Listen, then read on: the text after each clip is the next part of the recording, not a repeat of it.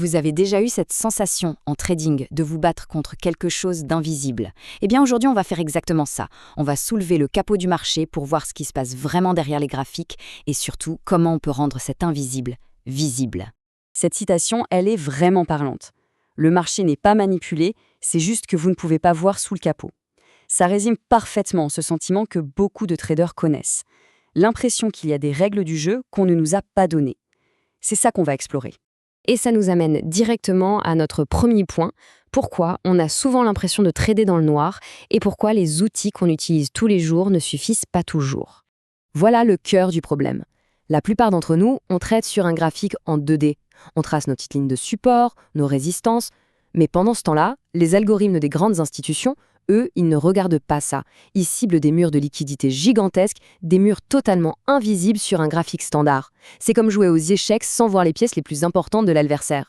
Et c'est là que tout se joue. Les outils classiques type moyenne mobile ou RSI sont des indicateurs en retard. Ils nous disent où le prix était, c'est réactif. De l'autre côté, l'information qui fait vraiment la différence, c'est de savoir où la liquidité est positionnée. Là, maintenant. Ça, c'est proactif. C'est la différence entre subir le marché et l'anticiper.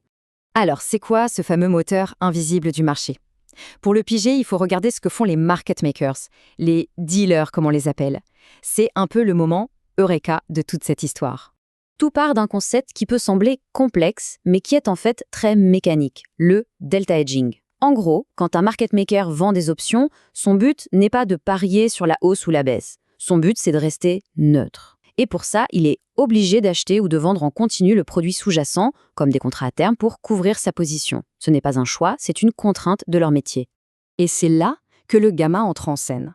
Le gamma, c'est en quelque sorte l'accélérateur de ce processus. Il mesure à quelle vitesse le market maker doit ajuster sa couverture. Et c'est cette force, cette obligation constante d'ajustement qui crée des planchers et des plafonds invisibles sur le marché. Ce n'est pas de la magie, c'est purement mécanique et surtout, c'est mesurable. Cette mécanique va créer deux types de marchés complètement différents. Quand on est en gamma positif, les dealers achètent quand ça baisse et vendent quand ça monte. Résultat, ça calme le jeu et ça crée des marchés qui stagnent, qui font du surplace dans un range. Mais en gamma négatif, c'est tout l'inverse. Ils sont forcés de vendre quand ça baisse et d'acheter quand ça monte, ce qui jette de l'huile sur le feu et crée des tendances explosives et très volatiles. D'accord, mais comment on fait pour voir ces forces et s'en servir? C'est justement là qu'intervient une solution comme Orim Gamma. L'idée, c'est de cartographier cet univers invisible. Pensez-y comme une vision à rayons X pour le marché. Orim Gamma prend toutes les maths hyper complexes derrière le positionnement des market makers et les traduit en une carte toute simple, visuelle, qui se superpose directement sur votre graphique de trading. Alors concrètement, qu'est-ce que ça apporte? D'abord, c'est un outil spécifiquement conçu pour les contrats à terme sur l'or du CME. Il va cartographier cette fameuse liquidité institutionnelle directement sur le graphique du spot. Et le point crucial, pas besoin d'être un génie en maths des options, tout est déjà mâché. L'outil vous donne les niveaux de prix exacts où le comportement du marché est forcé de changer. Bon, assez de théorie, voyons à quoi ça ressemble en pratique. Comment on lit ces informations, comment on décode cette fameuse matrice.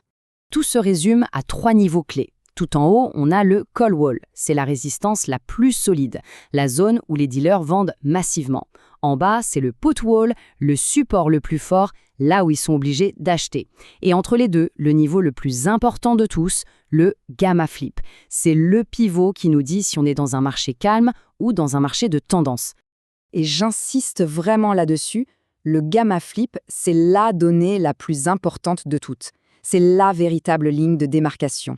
C'est le chef d'orchestre qui dicte le rythme du marché. C'est le point de bascule. Et pour que ce soit encore plus facile à suivre, il y a le Matrix Radar qui donne des alertes en temps réel. C'est un peu comme un feu de signalisation. Vert, c'est un flux haussier. Les dealers sont en train d'acheter les creux. Rouge, c'est un flux baissier. Ils sont contraints de vendre. Et un signal d'avertissement vous prévient quand le prix s'approche d'un de ces murs majeurs. C'est une information en direct du moteur du marché. C'est bien de comprendre tout ça. Mais le plus important, c'est comment on s'en sert pour prendre des décisions. Passons aux stratégies concrètes pour trader avec le flux. Et vous allez voir, la mise en place est d'une simplicité déconcertante. Ça prend littéralement 10 secondes. On ajoute l'indicateur à sa plateforme TradingView. Chaque jour, on copie un code qui contient les données institutionnelles, on le colle, et voilà, les murs de liquidité invisibles apparaissent comme par magie sur le graphique. Alors, comment on trade avec ça? Premier cas de figure, le prix est au-dessus du gamma flip. On est donc en gamma positif. Le marché va être agité, sans direction claire. La stratégie est simple, on vend les extrêmes. On va chercher à shorter les rebonds près du call wall et on s'attend à ce que toutes les tentatives de cassure par le haut échouent. Maintenant, deuxième cas, le prix passe sous le gamma flip. Là, on change complètement de monde. On est en gamma négatif. Le marché devient volatile et directionnel. La stratégie change du tout au tout. Surtout, on n'essaye pas d'attraper un couteau qui tombe. Au contraire, chaque petit rebond vers le gamma flip devient une opportunité pour vendre et accompagner la tendance, qui risque d'être très agressive.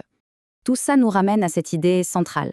Il faut trader avec les market makers, pas contre eux. Il faut trader la structure du marché. Le but n'est plus de deviner la direction, mais de s'aligner sur les forces mécaniques qui la créent. On arrête de nager à contre-courant.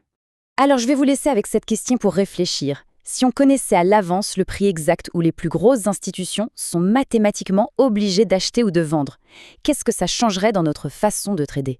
C'est exactement le pouvoir que ce type d'analyse cherche à mettre entre nos mains.